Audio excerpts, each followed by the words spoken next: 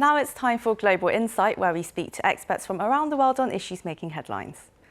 As the main stage of global politics moves from the transatlantic to the Indo-Pacific region, the European Union is also looking east.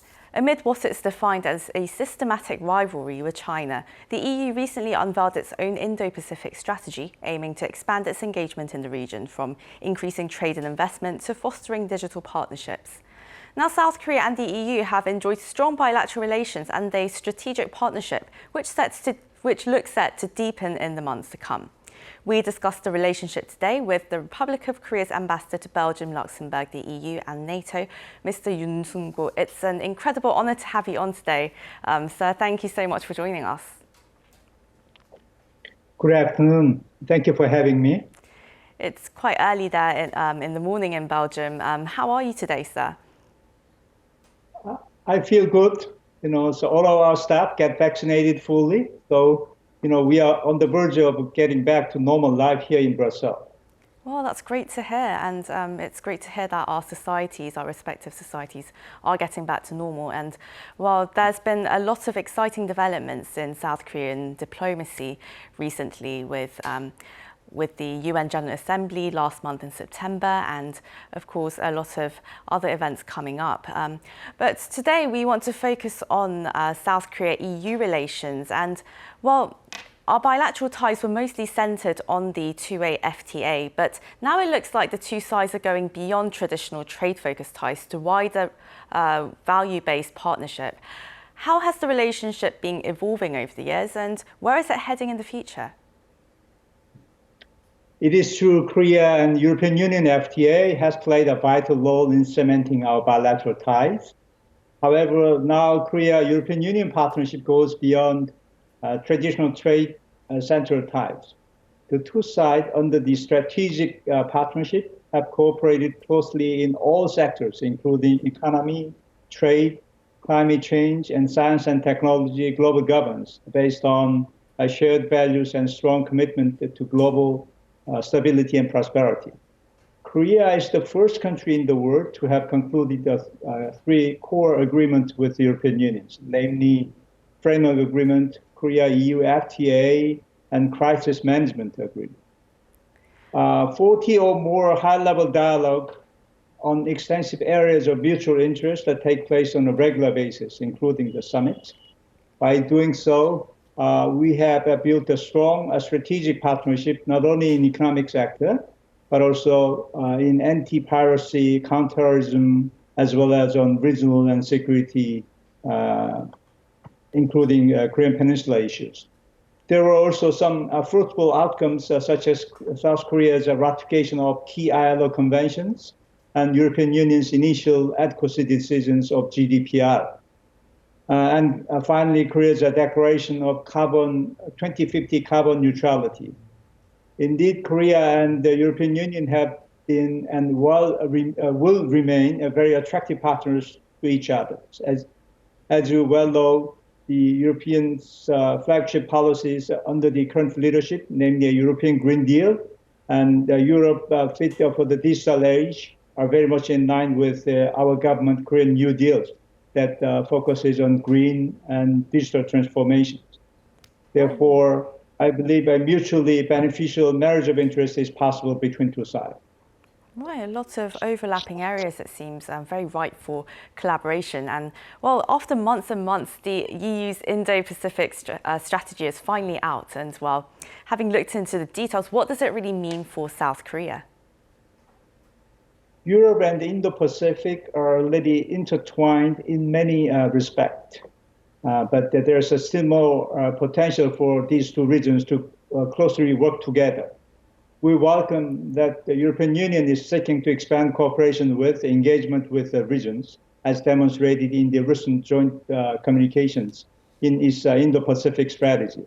In particular, I noted that the European Union's strategy focuses on its engagement, cooperation, and coordination with its partners in the region, rather than geopolitical competitions. Korea has also been pursuing its own regional initiative called New Southern Policy to expand cooperation in these regions since 2017. I believe Korea's New Southern policy and European Union's Indo-Pacific strategies are very much in line with each other, simply because these two initiatives aims at cooperation with the regional partners while maintaining such guiding principles as rules-based order, inclusiveness, openness, and transparency to bring peace and stability in this region. And while the EU is looking to expand its trade and investment opportunities in the Indo-Pacific, and it's actually been 10 years since the South Korea-EU Free Trade Agreement went into force in July of 2011. And while bearing in mind that this was the EU's very first trade pact with an Asian country, are there opportunities for closer economic relations between the two sides? Korea-European Union FTA is distinctively characterized by the two facts. First, it is a model trade agreement with realize a high-level and comprehensive market opening. Second, it is the EU's first new generation FTA, which includes a chapter on sustainable development. Over the past decade, Korea and European Union FTA has played a preeminent role in expanding both trade and investment volume. Currently, the European Union is Korea's third largest trading partner and the largest foreign investor for Korea, while Korea is European Union's ninth largest trading partner. I can assure you that a much brighter future lies ahead when it comes to the economic cooperation between Korea and the European Union. The Korean government and European Commissions share the converging ideas with regard to environment and digital. This similarity will open up a myriad of opportunities for economic cooperation in the future of these two areas. I see, and a growing number of South Korean nationals and businesses are establishing their presence in the EU market and also creating a lot of local jobs. What has been the impact of Korean businesses in the EU, and what kind of preparation is needed to encourage further positive engagement and expansion?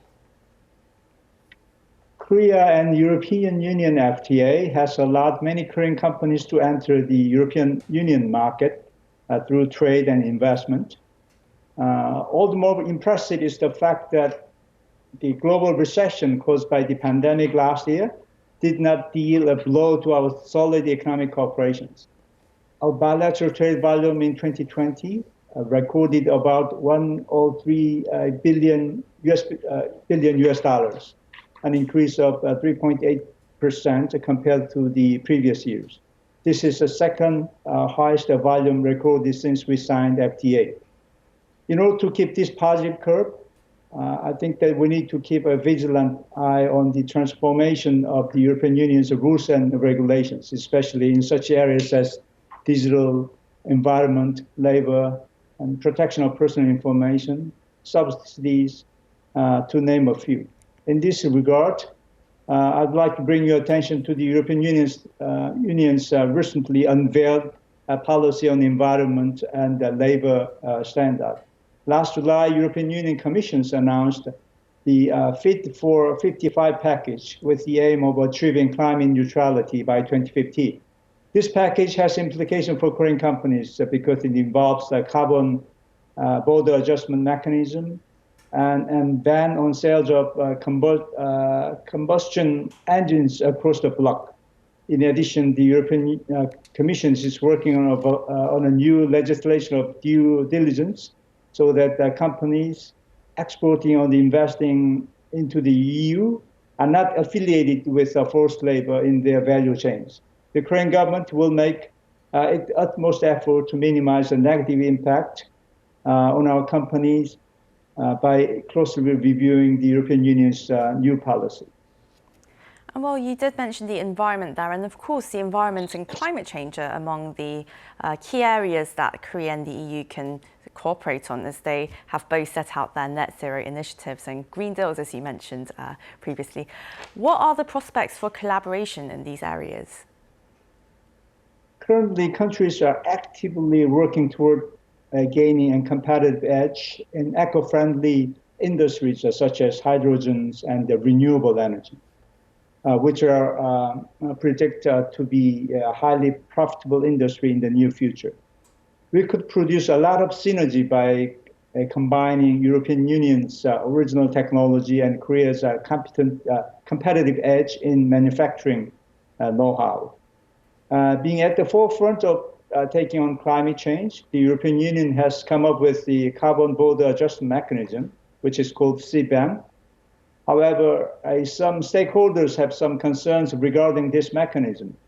When it comes to addressing climate change, Korea is playing a bridge role between developed and developing countries. Korea has also introduced its own emission trading systems, a mechanism similar to CBAM. Against this backdrop, I believe there are much room for further cooperation in this domain. Eventually, enhance the green cooperation between two sides can help European Union's eco-friendly policy generate the support in the global stage.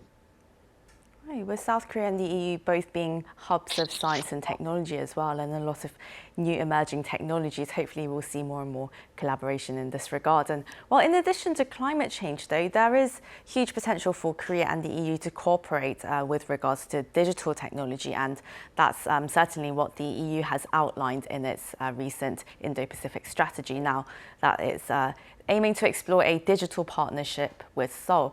How do you see cooperation in this area progressing?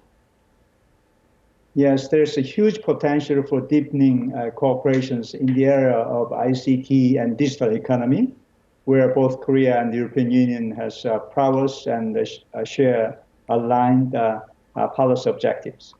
We have recently witnessed some eye-catching progress with regard to digital cooperations. The process of GDPR adequacy decision is nearing the completions after the European Data Protection Board adopted overall positive opinions on the adequacy decision for Korea last week. If that happens, both the citizens and companies in Korea and the European Union can enjoy economic gains arising from safe and free flow of data. On top of that, Korea and the European Union initiated the first level policy dialogue on digital economy in November 2020, which allowed for rich and intensive exchanges on our convergent approach on digital policies. Digital technologies are key to building up national competitiveness in the fourth industrial revolution, as well as solving global challenges faced by humanity. Korea and the European Union will continue to explore ways to spearhead the digital era as they agree with the need to strengthen cooperation associated with the digital transitions. And well, to be frank, things really haven't been the same since the global financial crisis, and it's clear that multilateralism is critically needed to overcome and address very pressing global uncertainties, disputes and other such challenges. Do you see South Korea and the EU countries playing a greater role in global governance? I'd like to reiterate that both Korea and the European Union are guided by the common values and principles, including the rule of law, democracy, human rights, the market economy, and commitment to global peace and prosperity. We are engaging in close dialogue regarding global issues through many avenues. Upholding a rules-based multilateralism is certainly in the interest of both Korea and the European Union, as we have witnessed a strong rivalry between the United States and China. Two sides, as a like-minded group, have actively cooperated each other in many global governance mechanisms, including the United Nations, G20, WTO, etc. I'd like to take the good examples of our cooperation in preparing for a future pandemics. Along with other leaders, President Moon Jae-in and President of the European Council, Mr. Michel, called for a new international treaty to prepare for a future pandemics. In the articles published last March. On top of that, the Korean government and 27 European member states joined in proposing the resolution on strengthening WHO preparedness for and the response to health emergencies last May at the World Health Organization. Well, no one could deny the explosive reaction that South Korean boy band BTS saw after their joint speech at the UN General Assembly last month. What do you think about the potential of a K-pop or Hallyu or the wave of Korean culture in terms of spreading these global values and raising important issues like climate change? Well, Korean pop culture is really appealing to the European citizens. Last week, we managed to organize a Korean Cultural Day where around 50,000 Europeans gathered together to watch Korea's pop performance. It's really, it's important. It's a really important asset to promote Korea's image across the world. Hallyu or K-pop is quite effective tools to promote, our ideas and attracting this Korean culture. I see, and well, there's a lot more to look forward to, it seems, with a lot of key international events coming up. And well, it was an incredible honor to have you on the show, Ambassador. Thank you so much for joining the program. Thank you. Thank you for having me once again.